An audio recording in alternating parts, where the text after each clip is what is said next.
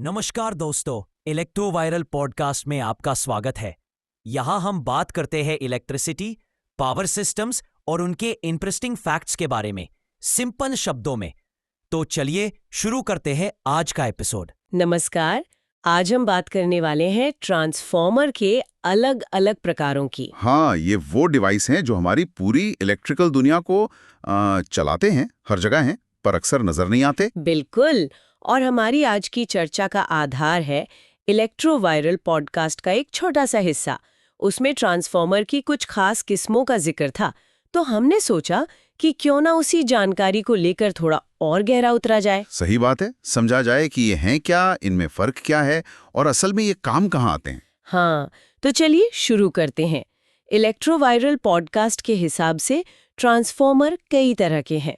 उन्होंने खास तौर पर नाम लिए कोर टाइप, शेल टाइप, हाँ, ऑटो ट्रांसफॉर्मर, आइसोलेशन ट्रांसफॉर्मर भी थे। और इंस्ट्रूमेंट ट्रांसफॉर्मर भी, जिसमें वो सीटी और पीटी आते हैं। करेक्ट, करंट ट्रांसफॉर्मर और पोटेंशियल ट्रांसफॉर्मर। तो सबसे पहले कोर टाइप और शेल टाइप।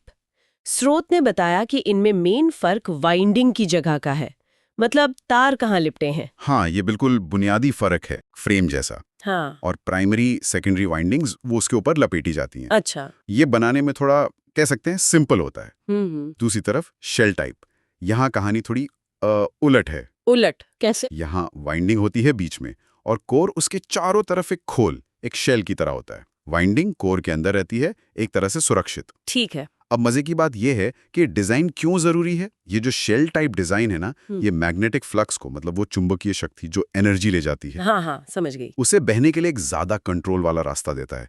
फ्लक्स को कोर के अंदर ही रखता है, बाहर लीक होने से रोकता है। अच्छा, लीक होने से रोकता है। तो स्रोत ने कहा था कि इससे मैग्नेटिक लीकेज कम होता है। बिल्कुल सही कहा था।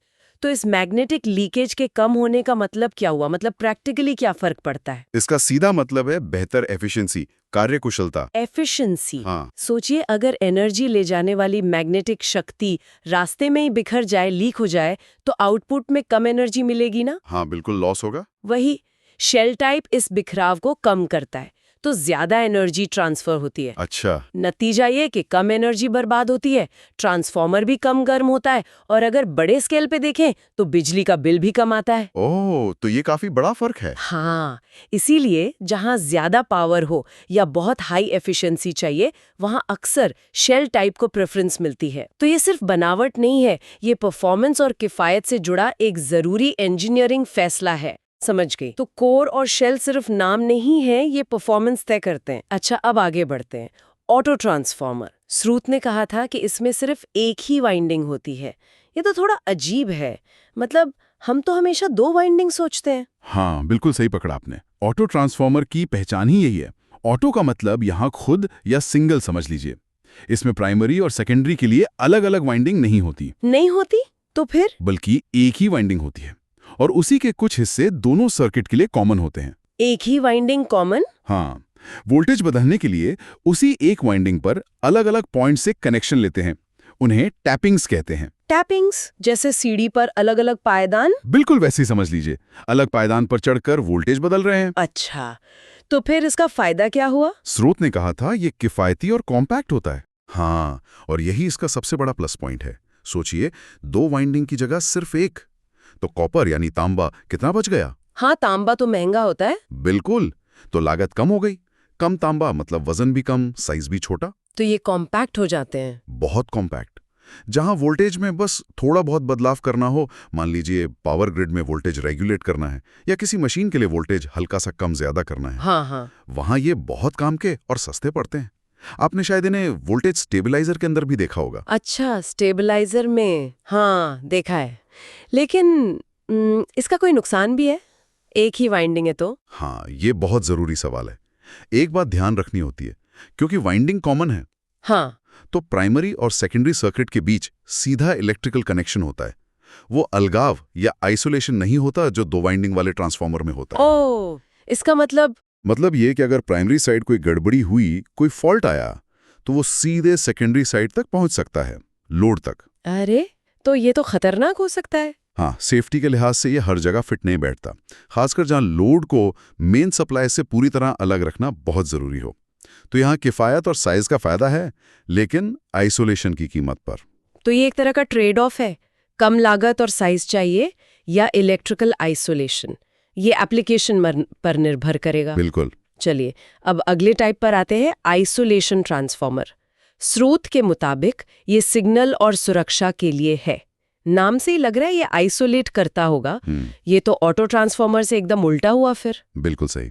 ये ऑटो ट्रांसफॉर्मर के एकदम विपरीत सिद्धांत पर है। इसका मेन काम ही है दो सर्किट के बीच इलेक्ट्रिकल आइसोलेशन देना, मतलब गैल्वेनिक आइसोलेशन। इसमें प्राइमरी और सेकेंडरी वाइंडिंग पूरी तरह अलग अलग होती हैं। उनके बीच कोई सीधा तार जुड़ा नहीं होता, कोई कनेक्शन नहीं, कोई डायरेक्ट कनेक्शन नहीं। एनर्जी का ट्रांसफर सिर्फ मैग्नेटिक फील्ड के जरिए होता है। अच्छा। और आमतौर पर इनका वोल्टेज रेशियो 1.1 होता है, मतलब ये वोल्टेज को बढ़ाते या घटाते नहीं है। वोल्टेज नहीं बदलते, तो फिर काम क्या करते हैं? ये पावर को एक सर्किट से दूसरे में पास करते हैं, लेकिन पूरी तरह अलग करके, आइसोलेट करके। तो ये अलगाव या आइसोलेशन क्यों जरूरी है? स्रोत ने सुरक्षा और सिग्नल की बात की थी। देखिए, सुरक्षा इसका सबसे बड़ा कारण है, क्योंकि आउटपुट सर्किट इनपुट सर्किट और ग्राउंड से बिल्कुल अलग होता है ना। हाँ। तो बिजली के झटके, इलेक्ट्रिक शॉक, उसका खतरा बहुत कम हो जाता है। कैसे? अगर कोई गलती से आउटपुट सर्किट के एक तार को छू भी ले तो शॉक लगने का चांस कम है, क्योंकि करंट को वापस लौटने के लिए वो ग्राउंड वाला रास्ता नहीं मिलता। ओ, समझ गई, सर्किट पूरा नहीं होता। बिल्कुल। ये चीज मेडिकल इक्विपमेंट में बहुत जरूरी है, जैसे आईसीयू में, ऑपरेशन थिएटर में जो मशीनें होती हैं। हाँ, वहां तो सेफ्टी सबसे पहले है। बिल्कुल, मरीज और डॉक्टर की सुरक्षा के लिए। इसी तरह टेस्टिंग लैब्स में भी, जहां इंजीनियर सेंसिटिव सर्किट पर काम करते हैं, ये आइसोलेशन एक एक्स्ट्रा सेफ्टी लेयर देता है। और वो सिग्नल वाला पहलू क्या था? नॉइज कम करना। हाँ, दूसरा फायदा है इलेक्ट्रिकल नॉइज को कम करना। हमारी पावर लाइंस में ना अक्सर कई तरह की डिस्टर्बेंस होती हैं, इलेक्ट्रिकल शोर जिसे कहते हैं। जैसे वोल्टेज का ऊपर नीचे होना। हाँ, वो भी, और हाई फ्रीक्वेंसी सिग्नल्स वगैरह भी। आइसोलेशन ट्रांसफॉर्मर इन गड़बड़ियों को प्राइमरी से सेकेंडरी में जाने से काफी हद तक रोक देता है। फिल्टर की तरह। हाँ, एक तरह से फिल्टर का काम करता है। तो सेकेंडरी साइड पर ज्यादा साफ, स्टेबल पावर सप्लाई मिलती है। और ये किसके लिए जरूरी है? ये उन डिवाइसेस के लिए बहुत जरूरी है जो बहुत सेंसिटिव होते हैं, जैसे बढ़िया ऑडियो इक्विपमेंट या बहुत सटीक नापने वाले यंत्र, जहां जरा सी भी नॉइज उनके काम को बिगाड़ सकती है। तो ये सेफ्टी भी देता है और प्योरिटी भी। यानी ये वोल्टेज नहीं बदलता, पर पावर को सेफ और क्लीन करके आगे भेजता है। वाकई बहुत काम की चीज है ये, खास सिचुएशन में। बिल्कुल। अच्छा, अब आखिर में आते हैं इंस्ट्रूमेंट ट्रांसफार्मर पर। स्रोत ने सीटी और पीटी का जिक्र किया था, करंट ट्रांसफार्मर और पोटेंशियल ट्रांसफार्मर, और कहा था कि ये नापने और सुरक्षा के लिए हैं। हाँ। तो ये नॉर्मल पावर ट्रांसफार्मर से कैसे अलग हैं? क्या ये बिजली सप्लाई करते हैं? नहीं, ये पावर ट्रांसफर के लिए बिल्कुल नहीं बने हैं। इनका मकसद एकदम अलग है। अलग है? हाँ, देखिए, पावर सिस्टम्स में, जैसे पावर प्लांट या बड़े सबस्टेशंस में, वोल्टेज हजारों लाखों वोल्ट होता है। करंट हजारों एम्पेयर तक? बाप रे, बहुत बहुत ज्यादा। बड़ा। अब इतनी हाई वैल्यू को आप सीधे किसी मीटर से नाप सकते हैं या किसी कंट्रोल सिस्टम में यूज कर सकते हैं? नहीं, बिल्कुल नहीं, मीटर ही जल जाएगा। और खतरनाक भी बहुत है। कोई भी मीटर या रिले इतना हाई लेवल झेल ही नहीं सकता। तो फिर इन्हें नापते कैसे हैं? यहीं पर सीटी और पीटी का रोल आता। बिल्कुल, इंस्ट्रूमेंट ट्रांसफॉर्मर इसी प्रॉब्लम का सलूशन है। ये हाई वोल्टेज या हाई करंट को एक सेफ, स्टैंडर्ड और नापने लायक लेवल तक बहुत सटीकता से कम करते हैं, स्टेप डाउन करते हैं। अच्छा, स्टेप डाउन करते हैं। हाँ, सीटी यानी करंट ट्रांसफॉर्मर वो लाइन के साथ सीरीज में जुड़ता है और हाई प्राइमरी करंट, मान लीजिए 1000 एम्पियर, उसको एक छोटे स्टैंडर्ड सेकेंडरी करंट में बदलता है, जैसे 5 एम्पियर या 1 एम्पियर। ओह, 1000 से सीधा 5 या 1। हाँ, अब इस छोटे करंट को आप आसानी से किसी एमीटर से नाप सकते हैं या प्रोटेक्टिव रिले में इस्तेमाल कर सकते हैं। ठीक है। और पीटी? पीटी यानी पोटेंशियल या वोल्टेज ट्रांसफॉर्मर, वो लाइन के पैरेलल में जुड़ता है और हाई प्राइमरी वोल्टेज, मान लीजिए 1,32,000 वोल्ट, बाप रे, उसको एक कम स्टैंडर्ड सेकेंडरी वोल्टेज में बदलता है, जैसे 110 वोल्ट। 132 केवी से 110 वेव। हाँ, अब इस वोल्टेज को वोल्ट मीटर से नाप सकते हैं या रिले को सिग्नल दे सकते हैं। तो स्रोत ने कहा था कि ये नापने और सुरक्षा दोनों के लिए है। नापने वाला तो समझ आ गया, पर ये सुरक्षा कैसे करते हैं? ये देखिए, ये सेफ्टी सिस्टम का एक बहुत जरूरी हिस्सा है। ये सीटी और पीटी लगातार करंट और वोल्टेज की जानकारी किसको भेजते हैं? प्रोटेक्टिव रिलेज को। Protective release? ये क्या होते हैं? ये एक तरह के स्मार्ट स्विच समझ लीजिए जो पावर सिस्टम की हेल्थ पर नजर रखते हैं। अच्छा। अगर सिस्टम में कहीं कोई गड़बड़ होती है, जैसे शॉर्ट सर्किट हो गया, ओवरलोड हो गया या कोई और फॉल्ट, तो क्या होगा? करंट या वोल्टेज अचानक बदल जाएगा। हाँ, एकदम से बढ़ जाएगा या गड़बड़ हो जाएगा। बिल्कुल।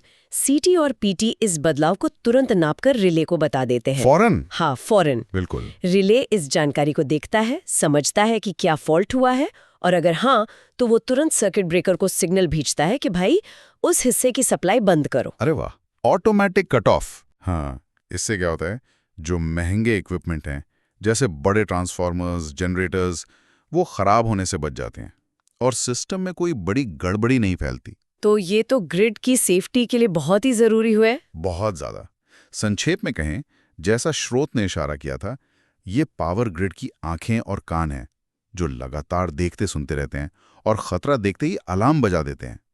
इनके बिना आज के पावर ग्रिड का सेफ और भरोसेमंद चलना मुमकिन ही नहीं है। तो ये बात बिल्कुल साफ है, जैसा स्रोत बता रहा था, हर ट्रांसफार्मर का अपना एक खास काम है, अपनी एक जगह है। हाँ, कोर और शेल टाइप वो बुनियादी बनावट और एफिशिएंसी से जुड़े हैं। सही। ऑटो ट्रांसफार्मर वो लागत और साइज बचाने के लिए है, जहां आइसोलेशन नहीं चाहिए। आइसोलेशन ट्रांसफार्मर खास तौर पर सेफ्टी और सिग्नल की सफाई के लिए। बिल्कुल। और इंस्ट्रूमेंट ट्रांसफार्मर वो हाई वोल्टेज करंट की दुनिया में नापने और बचाने के लिए एकदम जरूरी हैं। बिल्कुल सही कहा। और ये जो विविधता है ना, ये दिखाती है कि इंजीनियरिंग कितनी खूबसूरत चीज है। हाँ, कैसे? देखिए, एक ही मूल सिद्धांत है माइकल फैराडे का इलेक्ट्रोमैग्नेटिक इंडक्शन। हाँ। पर उसी एक सिद्धांत पर बनी चीज कितने अलग अलग रूप ले सकती है, अलग अलग प्रॉब्लम्स को सॉल्व करने के लिए। हर डिजाइन एक खास जरूरत का जवाब है। कोर वर्सेस शेल में फ्लक्स कंट्रोल का चैलेंज है। ऑटो में कम वोल्टेज चेंज के लिए किफायत का गोल है। आइसोलेशन में इंसान और मशीन की सेफ्टी सबसे ऊपर है। और इंस्ट्रूमेंट में इतने बड़े पावर सिस्टम को संभालने के लिए सटीक जानकारी जुटाना। ये सब इंजीनियरिंग की अडेप्टेबिलिटी है। हाँ, अनुकूलन क्षमता और प्रॉब्लम सॉल्विंग की बेहतरीन मिसालें हैं ये। तो आज हमने इलेक्ट्रोवाइल पॉडकास्ट से मिली जानकारी के आधार पर ट्रांसफार्मर के कुछ मुख्य प्रकार देखे: कोर, शेल, ऑटो, आइसोलेशन और इंस्ट्रूमेंट, यानी सीटीपीटी। और समझा कि उनकी बनावट में जो फर्क है वो उनके इस्तेमाल को कैसे तय करता है। हाँ, और ये सोचना भी बड़ा दिलचस्प है कि डिजाइन में जरा सा बदलाव, वाइंडिंग्स कहाँ हैं, कितनी हैं, जुड़ी हैं या अलग, ये चीजें पूरे डिवाइस का कैरेक्टर और उसका एप्लीकेशन कैसे बदल देती हैं। सही बात है। ये दिखाता है कि इलेक्ट्रिकल इंजीनियरिंग में हर डिटेल, हर बारीकी कितनी मायने रखती है। ये सिर्फ पुर्जे नहीं है, ये खास मकसद के लिए बनाए गए सॉल्यूशंस हैं। इस पूरी बातचीत से एक सवाल मन में आता है जिस पर शायद हम सब सोच सकते हैं। क्या? कि भविष्य कैसा होगा। देखिए, हमारी एनर्जी की जरूरतें बदल रही हैं। रिन्यूएबल एनर्जी जैसे सोलर, विंड, वो ग्रिड से जुड़ रही हैं। इलेक्ट्रिक गाड़ियां आ रही हैं, स्मार्ट ग्रिड बन रहे हैं। हाँ, ये सब बड़े बदलाव हैं। तो इन नई चुनौतियों के लिए ट्रांसफार्मर कैसे बदलेंगे? क्या वो और भी ज्यादा एफिशिएंट होंगे, स्मार्ट होंगे, या शायद हमें बिल्कुल नए तरह के सॉलिड स्टेट ट्रांसफार्मर देखने को मिलेंगे जैसे आजकल इलेक्ट्रॉनिक्स में होता है? सॉलिड स्टेट ट्रांसफार्मर, ये एक इंटरेस्टिंग दिशा हो सकती है। या फिर भविष्य की जरूरतें कुछ ऐसे नए डिजाइन लाएंगी जिनके बारे में हमने अभी सोचा भी नहीं है।